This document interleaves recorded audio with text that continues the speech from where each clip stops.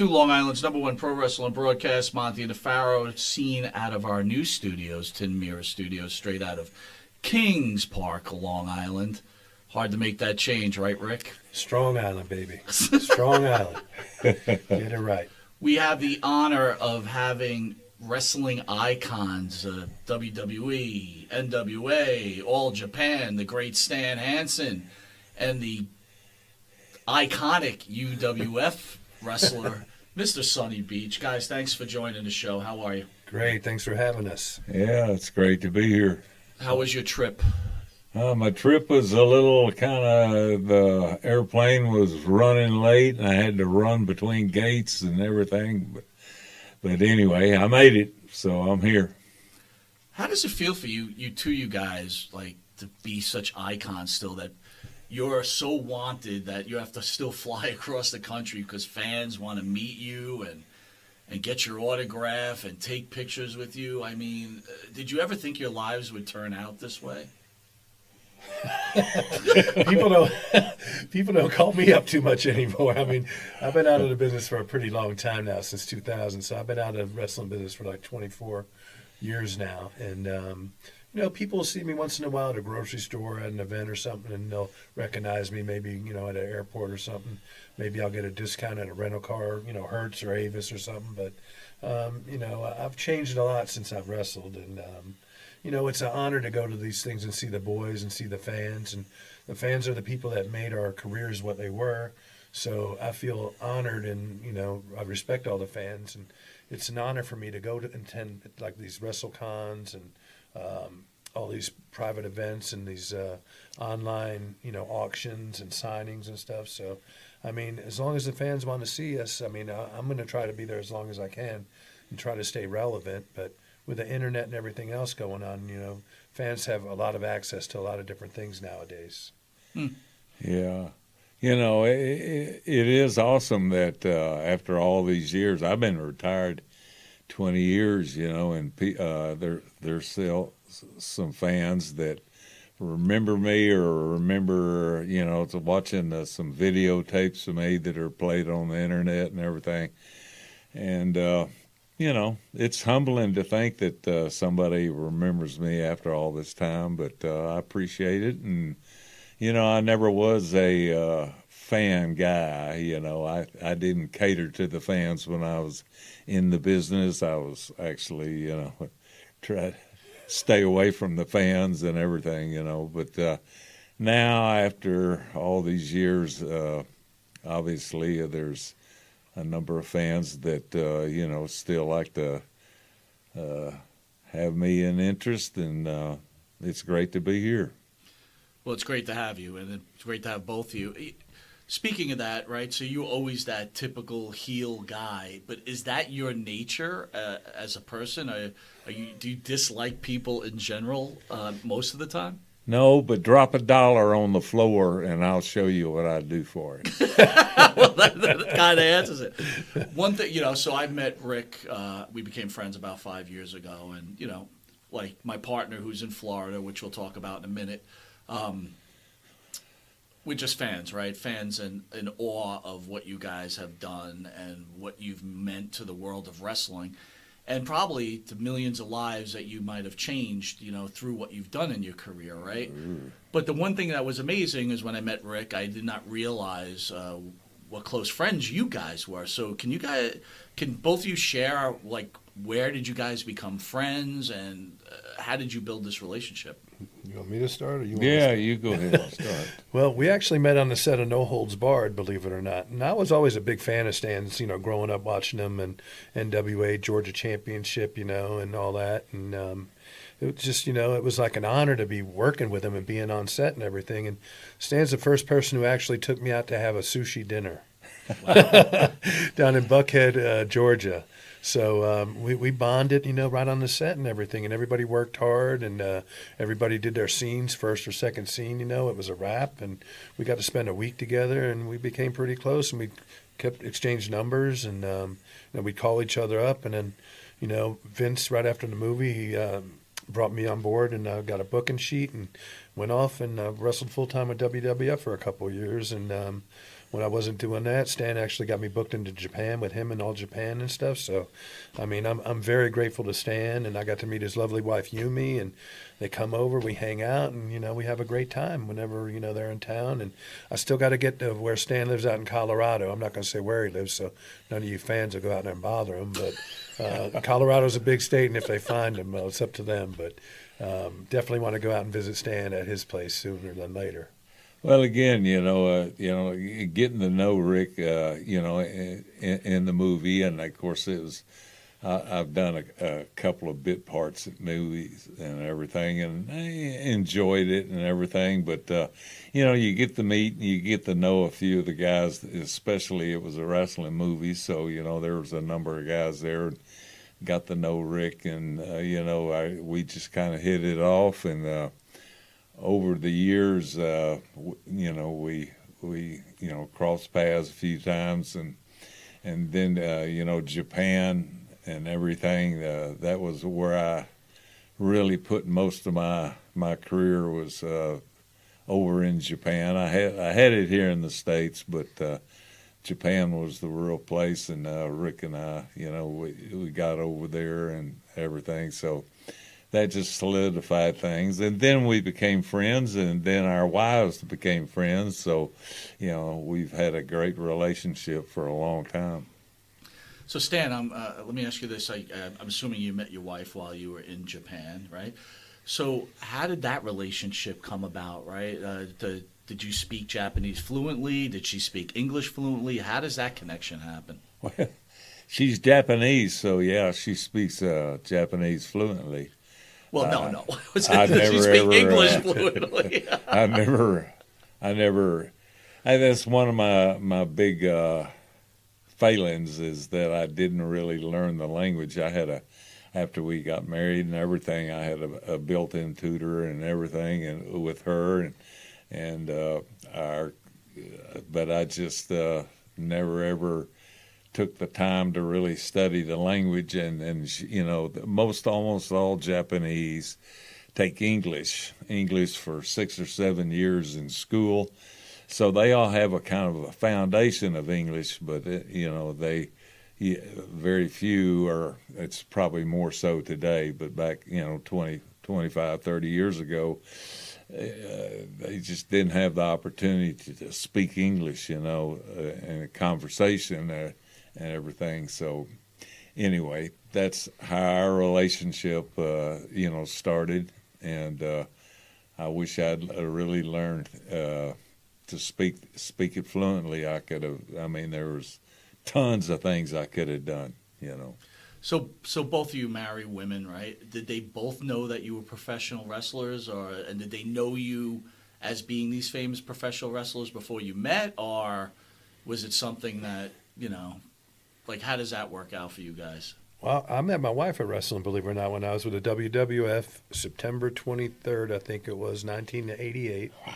I remember the date. I was driving with Greg Valentine, and I think I was wrestling Lanny Poffo that night. We were wrestling in Staten Island at Wagner College. And my wife's aunt, Josie Augusto, was a New York State Athletic Commission. She was with the Athletic Commission. She was a judge. So my wife used to go to wrestling and, hang out with her aunt and stuff. And she was divorced for 2 years when I met her, and she had 2 children.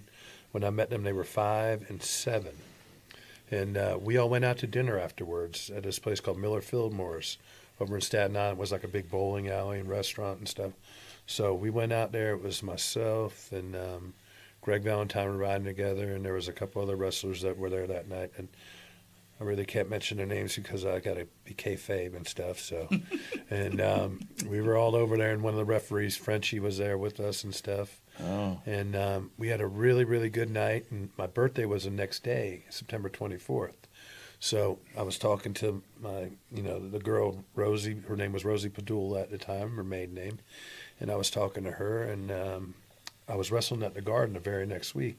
And her aunt was saying, we'll come pick you up at the airport. We'll take you to the Garden, blah, blah, blah. You could hang out with my niece. And I'm like, okay, And, back then, I had girls in a lot of different towns, I guess I was living the life of, when you're a young single, wrestler, I guess back in the early, mid to late 80s, there was a lot of, I guess girls around available if, at the matches or after the matches and stuff. So I didn't really want to get tied down or anything, but she was nice looking and I was talking to her. And the last thing I thought about, was hooking up with a girl with kids and stuff. So, you're on the road and, you don't really have a lot of time to commit to a relationship. And I've seen a lot of guys, that when they do find a good relationship, they either get divorced or they mess it up. So I didn't really have any plans on getting married or getting, in a relationship. But she caught my eye and, I've tried to exchange numbers with her. I got her number, but I never called her. So she got upset. And the next week I came to the garden and we all went out to this place. It was called the Ramada Inn. After the matches, all the boys would go there, hang out and drink and party and stuff. And I was riding with Haku, Dino Bravo, and Ron Bass that night. Ron Bass. And, all the heels. And Ron wanted to go back. We were staying in Newark. So we drove Ron back to Newark. And then I was telling the guys, I've never been, out in New York City before. And I go, what? Haku, what? You never been out in New York City? He goes, you coming with me? And Dino goes, yeah, we got to take him out. So we went out and went back to the Ramada. And we got there. Rosie was there with one of her girlfriends, hanging out there. I guess they knew we were coming or going back there or something. But Marty Jannetty, Shawn Michaels was there, the Killer Bees, and several other of the guys. And we just had a good night. We were all hanging out. And then me and Haku and Dino, we went across the street and we got something to eat because we didn't eat dinner yet. And there was a place called the Barney Stone, a little Irish place where you get corned beef sandwiches. And we had a couple of corned beefs, and me and, my future wife, Rosie, were there. And that was, our night. That was like one of our first dates away from the kids and everybody else. So. And then we would, keep in touch. We exchanged numbers, and she came down to Florida to see me. I was living in Jacksonville, Florida at the time. She was living in Brooklyn, New York, and we just hit it off, and it was like a long-distance relationship. Wow, amazing. Wow. Yeah. Yeah. But I met her at wrestling, believe it or not. And Stan? Well, of course, I met her over in Japan. One of her good friends was, a fan, and come to, the hotel to get my autograph and everything. And I never even, I can't hardly remember the fan, but she was with her friend, right? And I just noticed my wife, and I said, golly, man, she just took my breath away almost. And I just...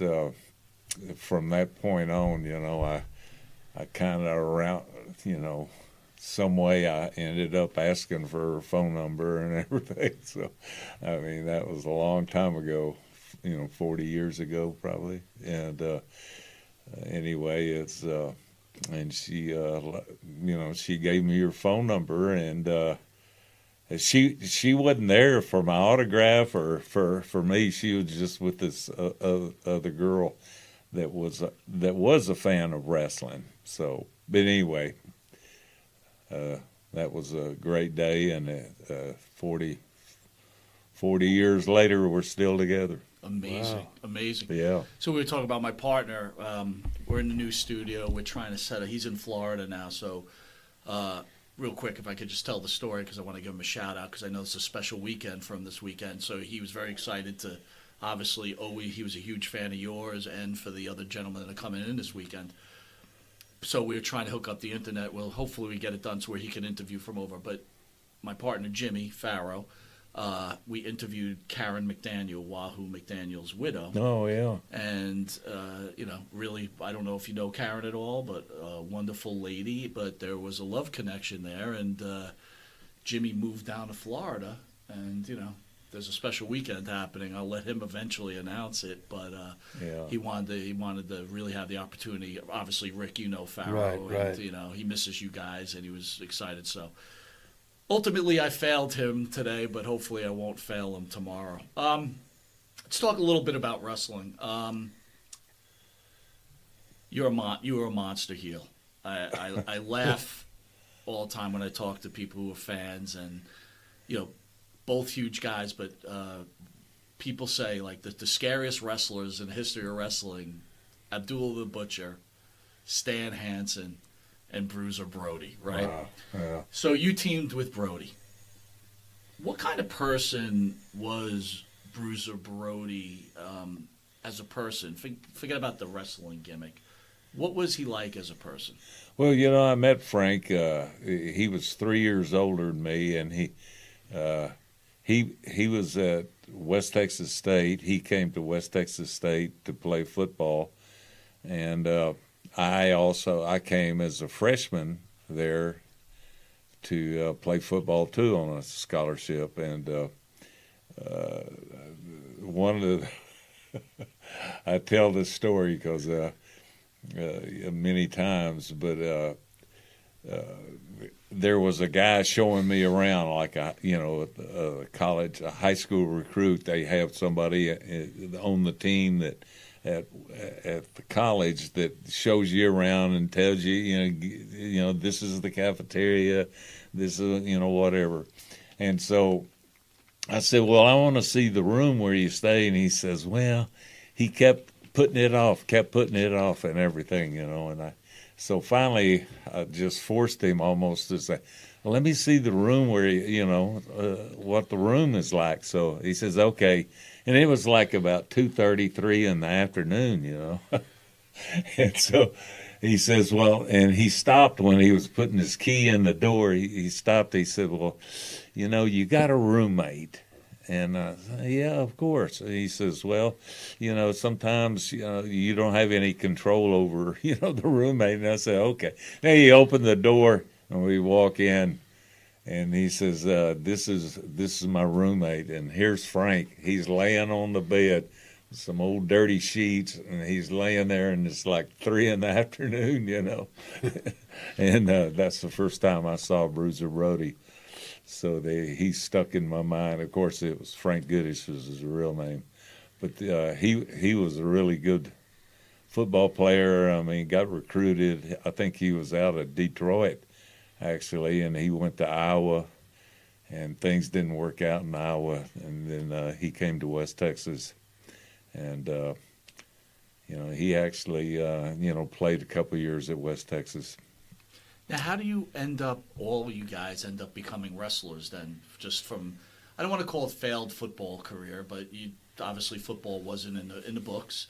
How do you all decide to become a wrestler, right? Because he becomes a wrestler from that. I think Blanchard is part of that school. You're part of that school. How do you all get well, this the wrestling Funks, mission?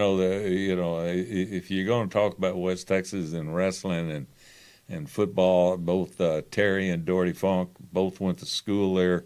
They both played football there.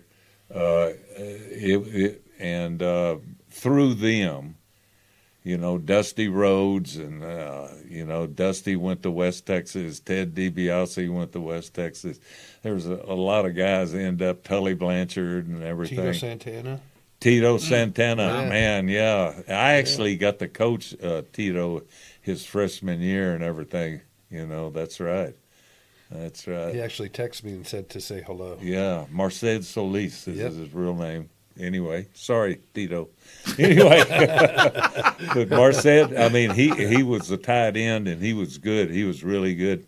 He was from down in South Texas, right on the Mexican border down there, San Juan Alamo, I think it was, his school he went to. But he was quite a good athlete, and he ended up getting into wrestling. And, there's a lot of guys, Bobby Duncombe. Great talent from there were just some great guys, and Dusty Rhodes was there, for a while. Dickie Murdoch? Dick Murdoch. Well, actually, Dickie never went to West Texas, but he'd come and play in the alumni game and just suit up, and go walk on the field. I mean, he was quite an athlete anyway, man, God. But I couldn't believe it. He never really went to West Texas, but he's honorable. That's amazing. Yeah. Not to get off that subject, but Tony Atlas, who's been a frequent guest on the show, he keeps telling the story that Murdoch was part of the Ku Klux Klan. Is that a true story? I don't think so. Maybe he told Tony that. You never know. Well, he might have told Tony that, but. So let's talk about Brody a little more. So the person. We obviously know the travesty that happened in Puerto Rico. We've had quite a few wrestlers in here, and some have said that Brody was very difficult to deal with.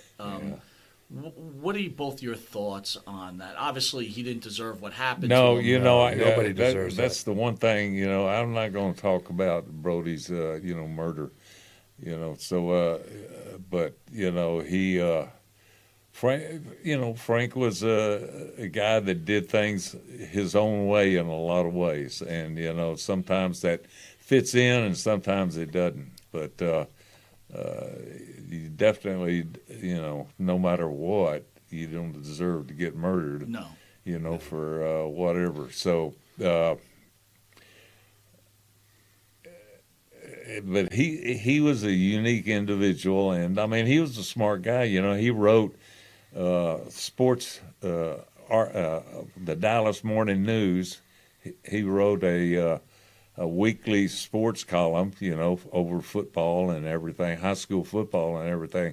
I mean, he was a smart guy too, So anyway, I mean, he had a strong personality, and sometimes it gets you the good things and the Right, bad things. I get it. So, but let me ask you this, right? You guys are friends, right? And again, wrestling is, I always call it the microcosm of the real world, and it's just this really tight family, I guess. But is there a point where, like, hey, Frank, try to take it easy. I think you're starting to piss off some people. Does that kind of conversation ever take place? Or is it just like, hey, man, I just don't get involved with what other people are doing? Rick Allen, Sonny Beach, and Stan Hansen have to worry about themselves. So whatever Frank does, he does. What's your approach on that? Do you ever say to your partner back in the day, hey, calm down? I don't know if I ever told him to calm down. Frank did kind of what he did, and I mean, but he wasn't out there, going just crazy all the time. He was trying to make a living, and we had a good spot in Japan, and he had a good spot in Japan. Plus, he worked St. Louis. I mean, he worked a lot of places, a lot more than I did here in the States. I just kind of chose to work Japan, and that was enough, for me. But he worked a lot of independent stuff, and so I think that was part of his character, that he wanted to go out and do it, 360 days of the week, a year, So I don't know. I got you. Yeah. I got to go back to No Holds Barred real quick. Sonny, you were saying, hey, once you're done with that, you got a call from Patterson, you start working there. I remember I was in the military, and obviously I knew who Stan Hansen was. I also knew Sonny Beach was, or Sandy Beach, I think at the time, right? Yeah. I was thinking to myself, and I got to ask you why it didn't happen. I'm like, Hansen's coming to WWE, and he's feuding with Hogan. This is going to be great. How come that never happened? There was an opportunity, later after, Hogan got there. I mean, I was there when Hogan came, and actually came to the WWF the very first time, and we kind of traveled around a little bit together. He was a green guy. He had just kind of, come in. But then I left New York, and then we never ever really got together again, except over in Japan. We ended up being teamed up in Japan a little bit, and then he went back and went into the WWE, and I mean, the rest of it's history. But he deserved everything he got. He had he starved. Just like most of us have to do. He slept in the car like I did. And a lot of the guys do. We couldn't even afford. Hiro Matsuda, broke his leg one time, and when he was training him and everything, and Hogan didn't give up and came back. That tells a lot about Hogan. I think, but he ended up coming back from Japan, and he ended up, becoming Hulk Hogan, right? And he made a couple of movies and everything, and good for him, That's good. But like, I knew you work in Japan. You made a lot of money in Japan, but at that point, Hogan was super hot, and you obviously were you. Like this was the dream, like a dream match. There's a few dream matches out there. Yeah. Did you stop this from happening? Did Junior come to you and say, Stan, let's bring you back. Let's have this feud? Well, tell the truth, I had an opportunity one time. Vince Jr. We had a kind of a match over in Japan where he WWE guy. I think it was actually Hogan. Oh no, I have the picture on my wall, signed by both of you. It's on my wall. Hogan and I against each other and everything, and Vince said, if you ever want to, give up Japan and come, there's a place up there you can come up to, New York. And I said, man, that's nice. That's nice to know, but I never gave Japan up. So that opportunity never ever came about because I wanted to stay in Japan. Okay. And that was the reason. But as a fan, we would have loved it. It would have been pretty incredible. Stan, you were here at our other studio about 5 years ago. I want to ask you about the great Bruno Sammartino. Oh, yeah. You told the story before, but I think it deserves to be told again. You're the man who broke the cash cow's neck. Can you talk? Can you tell the story of that night with Bruno and everything that happened before and after? And was your life in danger at any point after killing the living, now the legend, Bruno Sammartino? Well, I didn't kill him, thank God, but I did hurt him. And I slammed him on the back of his neck, and it broke his neck and cracked like 3 of his vertebrae. And they said that if he hadn't have been so muscular and big traps and big strong, he was a big strong guy, and that protected him from getting nerve damage and everything. But Vince Senior, he sure didn't like it. I was, fairly green too. I'd only been working like 2 or 3 years. But Bruno, being the class act that he is, he liked to go and work against new guys and everything, and gave a new guy like me and a bunch of other guys too, the opportunity to make a name for themselves. Of course, he never dreamed that I'd make a name for myself by hurting him, where he couldn't wrestle. But he was a classy guy, and so that's. But Vince Vince Senior never quite forgave me for hurting his champion at the time, but Bruno never held hard feelings, and we became fairly friendly, over the years, and my family met him, and and everything, and. Everybody loved Bruno, and mainly the fans in this area. They love Bruno. I mean, Hogan was over, but let me tell you, in his heyday, Bruno was over more than anybody. Well, it's funny you bring that up. I was going to ask both of you, Hogan, Sammartino, who meant more to the wrestling business in both your eyes? It's different because Bruno was the first, he was 60s, 60s, 70s, 80s, and Hogan came along afterwards, and Hogan had the power of television, national audiences, not just regional like Bruno did. And I think, Bruno was ahead of his time because he was so muscular, and he was just they took the Italian heritage and they ran with that, especially here in New York. A lot of Italians, Washington, D.C., Jersey, up in Boston, up and down the East Coast. So that's where, WWF's territory really was. And before Superstation, Turner, and all these other big television affiliates, back then it was the territories. And now, you only have AEW and you have pretty much WWE. That's the 2 major ones. You got, other promotions too out there. But those are the 2 main ones, and that's, back with NWA, and, they had territories in every state almost. But now I think, the difference between him and Hogan, they did the Rock and Wrestling with Hogan. MTV came along, which just put the spotlight, on Hogan. The Rocky movie helped him out too, and everything else. That's So, right, yeah. and the times were changing, and Vince had hindsight, and he knew that the national spotlight would, feature his product if he was to buy up the territories or get all the top stars from all the territories together, pick and choose what he wanted. And he, raped and pillaged the whole, wrestling community and got what he wanted and ran with it. And he had the money and the backing and the foresight to make it work. And then with the merchandise, that was a whole nother level of, back then in the 60s and 70s, maybe you didn't even have any merchandise hardly, You had maybe a program and that was it. So you think Hogan had an unfair advantage over San Martino in a certain way? Then? I think in a certain way, yes, 100%, because times changed. Well, I think it was just two different times. Yeah.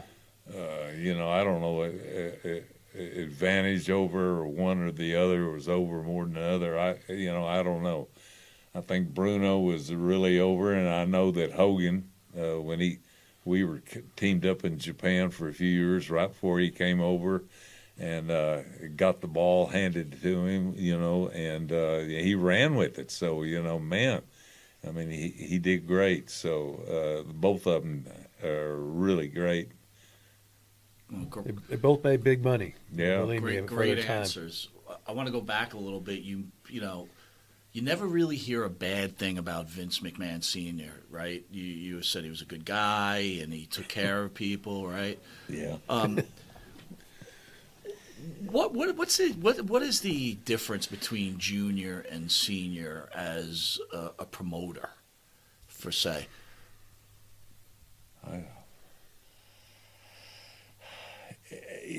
I think Vince Jr. Was coming along, was doing the commentating and did the interviews and everything when I was here.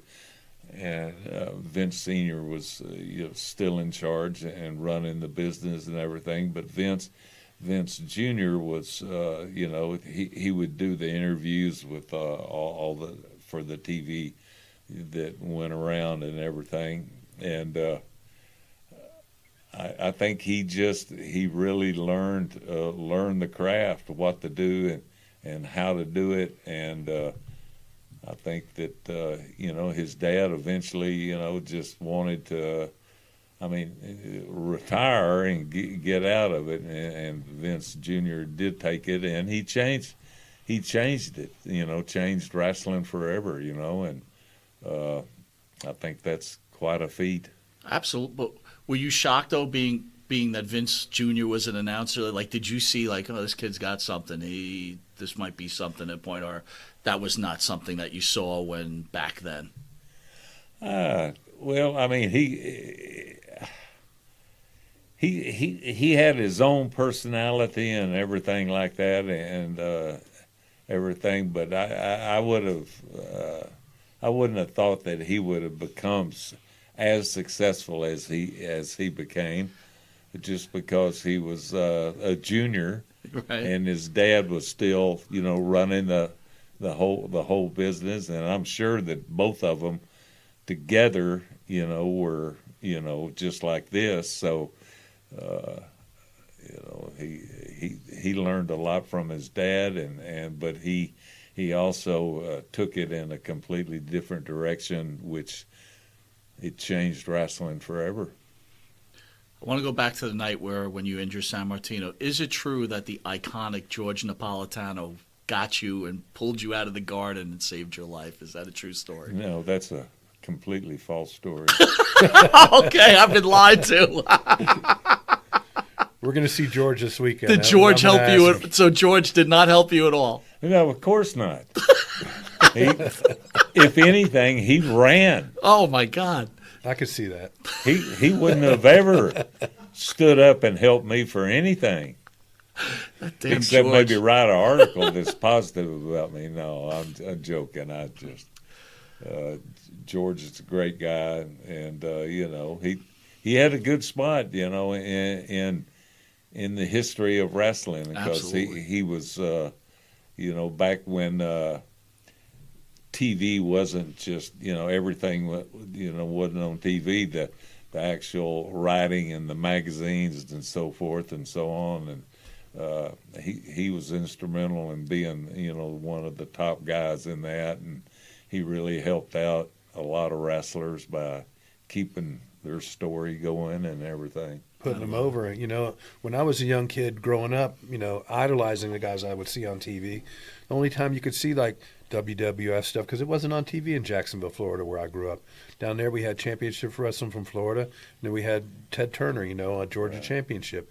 And then once in a while you might get a Continental Wrestling from over in, Alabama over there, Pensacola or something, Right. Southeastern or whatever back then when it was called. But back then, you would wait every month for the new wrestling magazine to come out at your stand. It was Bill Apter and George Napolitano. Yeah. Wrestling Superstars, and then Wrestling All-Stars, and then Pro Wrestling Illustrated. Those were like the big three magazines back then. And then Carmine DeSpiro came along with Wrestling Eye magazine.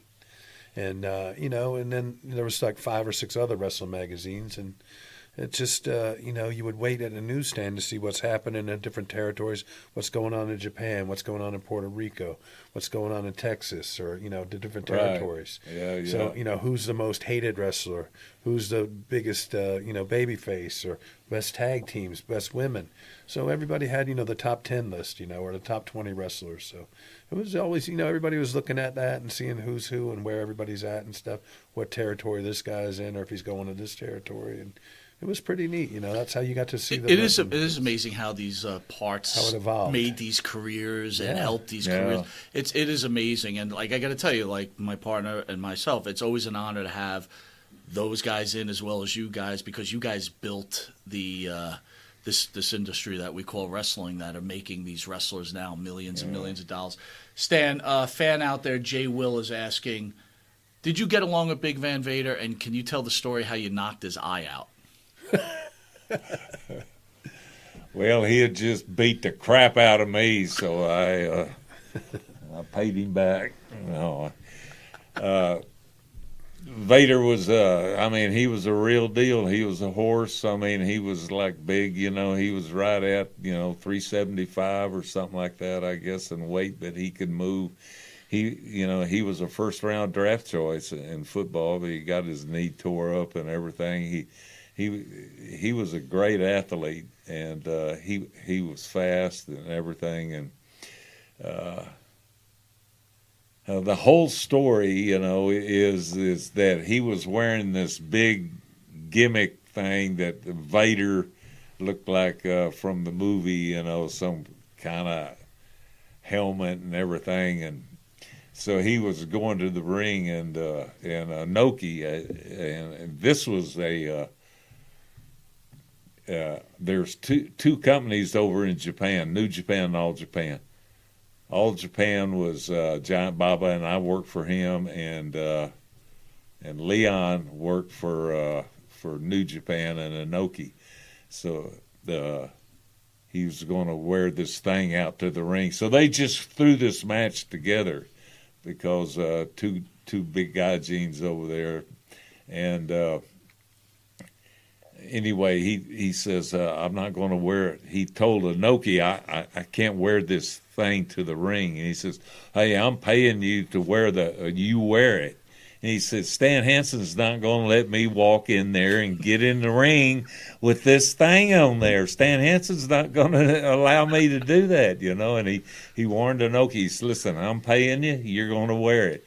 So sure enough, here he comes. He comes out and everything. I'm in the ring first, and Leon's got this big thing on, and he starts, as he's taking it off and standing on the apron, I run across and I hit it anyway. It hit him and broke his nose right off the bat, knocked him off the apron and everything.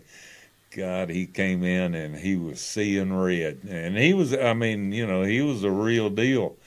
And I was hanging on, take it easy, Leon. That's what I was yelling.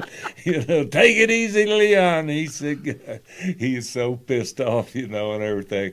Anyway, we had this match, and somewhere, I'm blind, I can't see. I don't have my glasses on, and I hit him. I mean, we were pounding on each other, and he hit me. It was about as hard as he could hit me, and I hit him back, and I guess I hit him in the eye and everything, and he says it popped out and everything. I can't see. I couldn't see it, but I could. He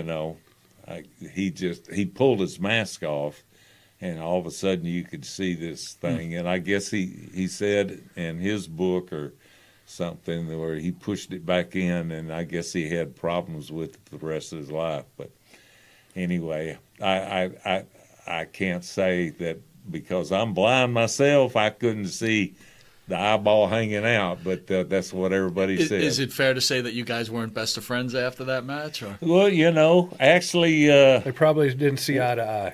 That's a good one. oh, that's good. Oh, that's good. That's the best line. Yeah, that's right. We did not see eye to eye for a while, but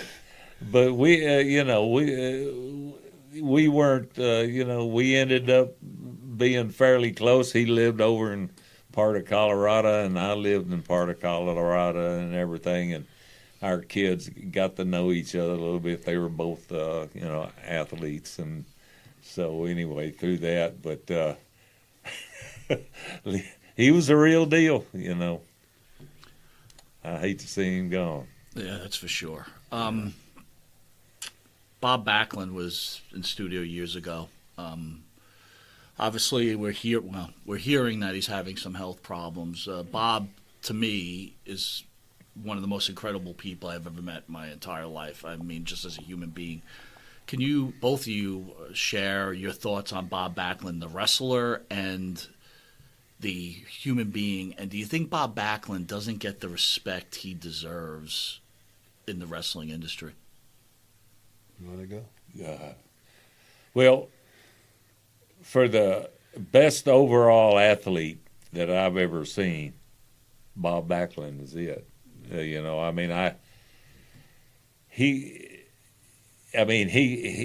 didn't have it easy when he got into the business. A lot like me, we both ended up having to sleep in our car because you couldn't afford a motel room, and you had to keep traveling and everything. Well, Bob went through the same thing, and but man, he was so in shape.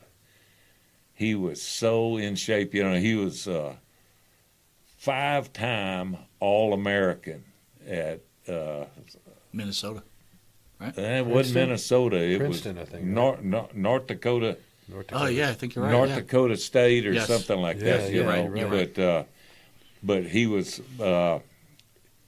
4 years at wrestling and 1 year at football. But he was 5 years All-American at the school. So that says something, about it. Plus, when he got broke in, I heard, he had to sleep in the car and he, starving to death, just like, kind of almost like me, but athletic wise, to me, he was the best athlete. In shape athlete. He could do step ups for an hour and a half before he go to the ring. An hour and a half step ups.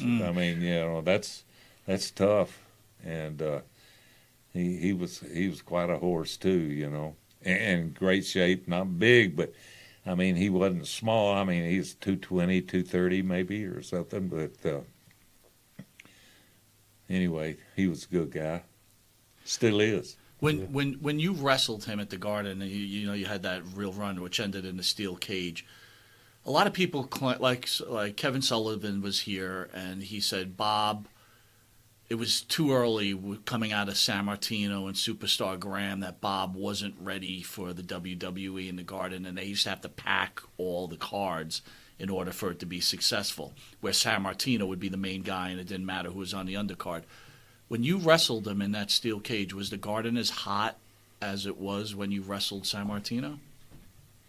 Well, I think Bruno had a special place But by the time that I got to Backlund and everything, I mean, he was over in his own way. I mean, I would never say that he wasn't a great champion or wasn't well respected, or I don't know how successful. I only. I wasn't somebody that stayed in the WWE forever. I worked during that time with Backlund, and I worked with Bruno a few times during that time too. But so Bruno was still a little bit there when I was there, and Backlund was the champion. But we had a good match, and he was a good. I just think he was a good champion too, and he deserves a lot of respect, and I sure respect him. Love it. Both of you guys, older statesmen at this point, still in great shape. They have the dark side of who's both in of you. Both of you. Who's in great Stop shape? Stop it. Dark Side of the Ring is one of the popular shows that are on, which shows the darker side of wrestling, which, again, we'll go back into it being a microcosm of real life. But how were both of you able to stay away from that, the drugs and the problems that were going on in the industry? And this might be an unfair question because, again, wrestling's a big thing, and these are just particular stories within. But on your ends, you wrestled with Gordy, who had some problem. With Gordy, who had problems. Rick, you obviously when the UWF, we know what went on there. Yeah. How were both of you able to keep yourself straight, narrow? Tell me. Upbringing, your parents. You're taught right from wrong at a young age.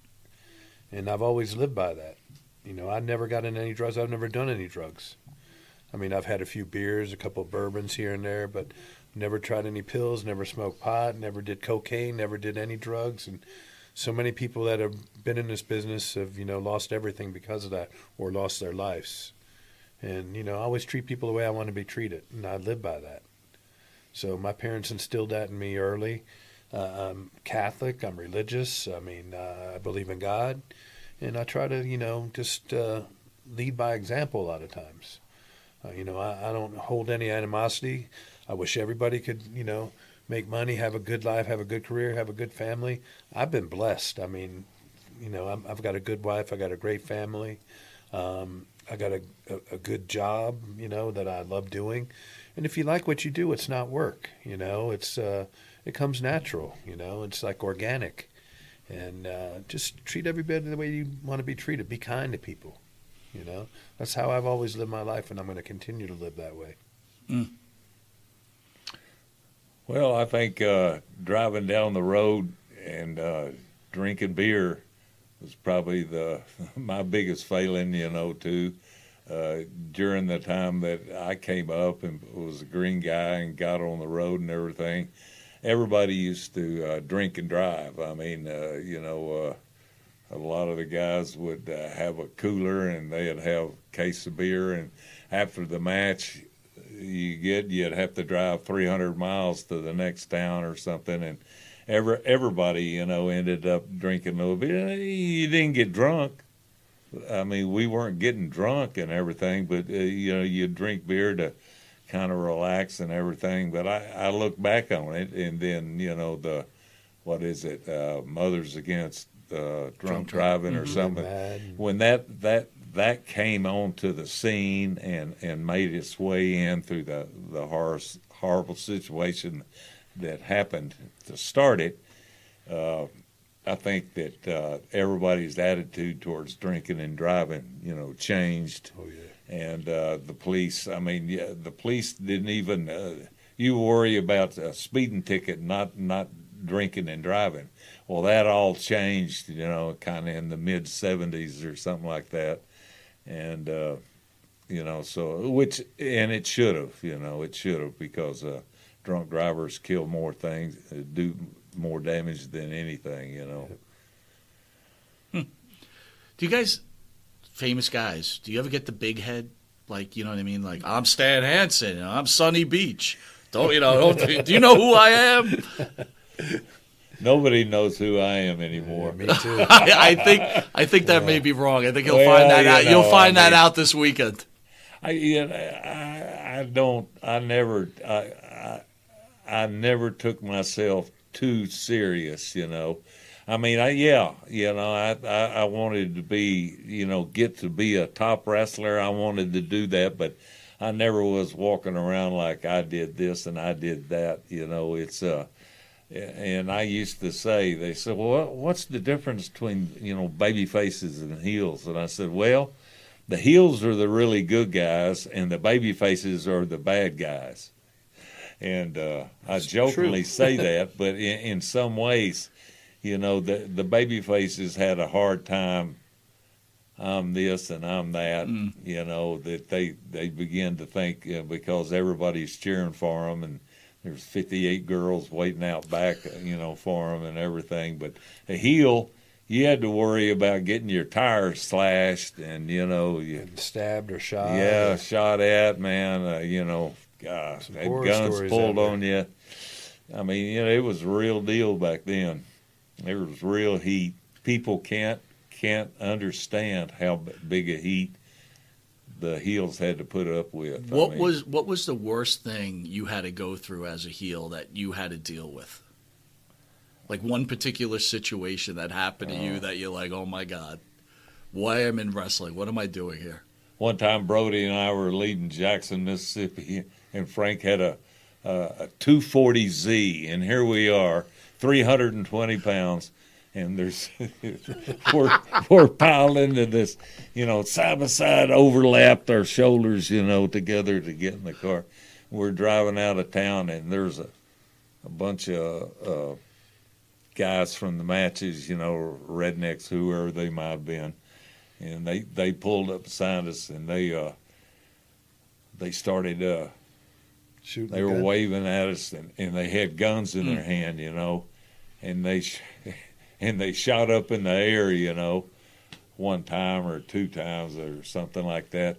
And Frank and I both carried guns at that time, and we pulled our guns out and stuck them out, and we fired about 3 shots each over the head of their car, and then they spun around and headed back, Anyway, that was amazing. That was it. All right, Sonny, I got to call your friend Stan out on something, right? So we talked earlier about how he didn't go to the WWE when he probably had that opportunity to wrestle Hogan. So what makes you then decide to go and work under Vern Gagne and the AWA? How does that happen then? Well, Vern, you work. There was a lot of good things about working for the AWA. One, that you only worked about 12 to 14 times a month, and you'd have a lot of time off to be at home. You could fly in and out, everything. And Vern paid, and you could make really good money, if you were in the top 2 or 3 matches, on the card. So I mean, he had a good territory, and there was, a lot. You could make a lot of money and not have to work 30 days a month, So that was the big attraction for me. And then when did it become unattractive when he decided to say, hey, by the way, I want you to wear my title? Well, I never ever dreamed of being the champion. I always wanted to be the guy chasing the champion. I never even thought about ever being actually the world champion. And I was surprised when Martel came to me and everything. And what a great guy he was and is. I mean, he was really. I mean, he was a gorgeous looking man, and I mean, he had a great body and he was a great worker, and we had worked together as, in the old Dallas territory and everything. And he was really good, but he said, they're gonna, they want me to put they put the strap on you. I said, what? Me? So I wasn't looking for the strap, and I didn't want the strap, and then all of a sudden, I had it, and and I don't say anything negative about Vern. I don't talk bad about the dead. And he ran his territory as he saw fit, and you either did it his way or you didn't. And we had a a cross paths, and I left, and anyway, that's it. Well, I want But to. he didn't like it, and everybody didn't like it, and eventually I sent the belt back, and they. After you ran it over. It was a little beat up. A little bit. It was beat up when I got it, to be said. Oh, They'd already have another belt already made So they were for the prepared. new guy. How does it feel that you've influenced some great wrestlers after your career, like a JBL? What does that feel like? Wow. Well, I mean, in their own right, all those guys that the JBL, and there's a few other guys that have emulated me in some way or something, but that's good for them, and I think all those guys had their own talent. You got to have talent, and there's a lot of great talent out there, and there's always been. Some of them, Sonny had great talent, but he just because of the business and the way it is and how it is, you have to have somebody pushing you and giving you the opportunities and so forth. He could have been a champion just like, if I was a champion, Sonny Beach could be a champion too, because, there's no different. The guys are all so equal, Yeah, unbelievable. One last question. Fan out there says, did you have any involvement in, Little Patty is asking, did you have any involvement in training the great Barry Windham?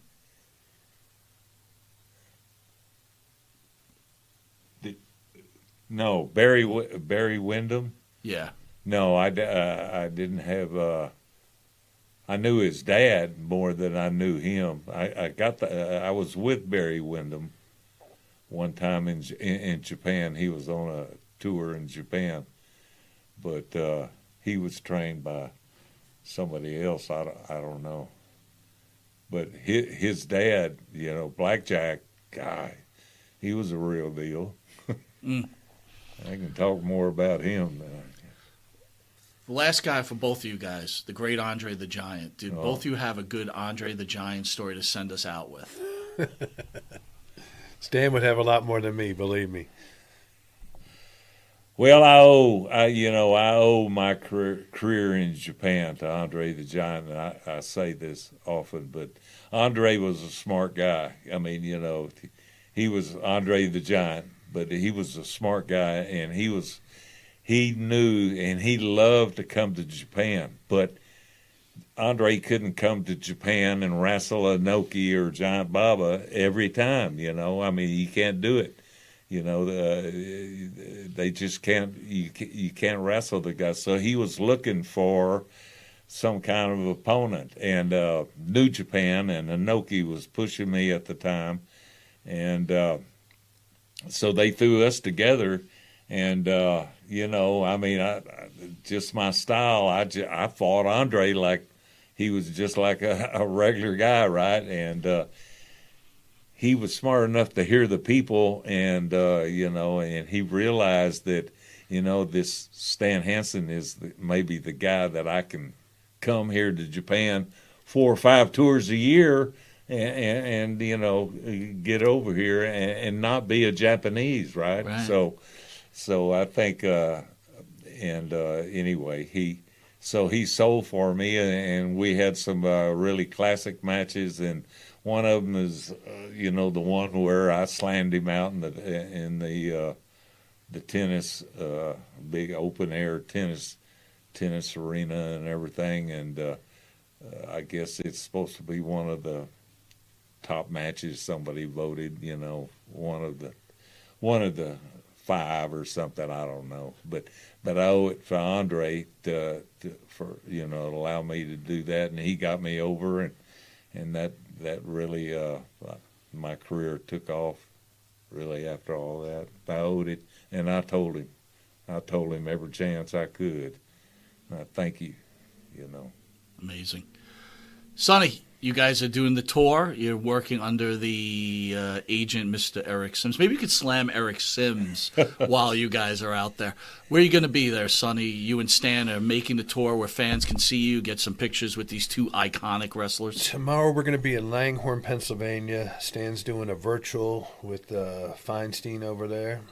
And Saturday we're going to be at the Menon Auditorium or Arena over in Morristown, New Jersey. I think the doors open at 9 or 10 a.m. over there. WrestleCon, 80s WrestleCon. Sunday morning, Stan's doing a virtual with K&S out here in Long Island. And then Sunday afternoon, I think at 1 p.m., he's going to be at the Wrestling Universe over in, I guess that would be, what part of Queens is that? Off of Francis Lewis Boulevard. Francis Lewis Boulevard in Queens, Wrestling Universe. People know. Sandy, your hands limber? Are you ready to start signing away? Sonny, yeah, are you ready to I start guess signing so. away? Just real quick, I want to, just tell, Rick has really taken great care of me, all from this, our relationship that started back in the movie, and we've stayed together. Our wives are good friends and everything, and we just, but I mean, he has really, made me feel so at home, and it's great to be in this area, mainly because Rick and his hospitality, and I just, no matter what somebody might pay or me signing or whatever, being around this guy here is just a pleasure. Well, I'll second that. Again, Jimmy and myself met Rick after interviewing you, and now I know Rick personally, and he's probably one of the finest human beings I've ever met in my life. He's honest. He's caring. Everything that he said that his parents taught him wasn't bullshit. It's all right. Yeah, so I know you don't like to talk bad about people, but now you're putting on the spot. You've talked about No Holds Barred, one of my favorite movies. I need you to rank Hulk Hogan as an actor. Where does Hulk Hogan rank in the great actors in American history? Great actors? Well, I'll send that question over to you. well, wrestling is acting, right? Yeah. Or sports entertainment or whatever they want to call it now. But I think he did a pretty good job because he got thrown into that. And I think Rocky, when he was doing Rocky, his Thunder Lips, I think that was a turning point in his career. And, and everybody who wrestles wants to go into movies. Like look at John Cena, Stone Cold, The Rock, the biggest box office attraction, that's made millions and millions of dollars. It's a natural transition for Rick, some so you're people. basically saying that you think Hulk Hogan is a great actor? Yeah, I think he's acted very well. He's acted all the way to the bank. So, well, there you go. If it's all about money. I want to thank these two icons for joining Long Island's #1 pro wrestling broadcast. Again, I want to apologize that Jimmy could not join us.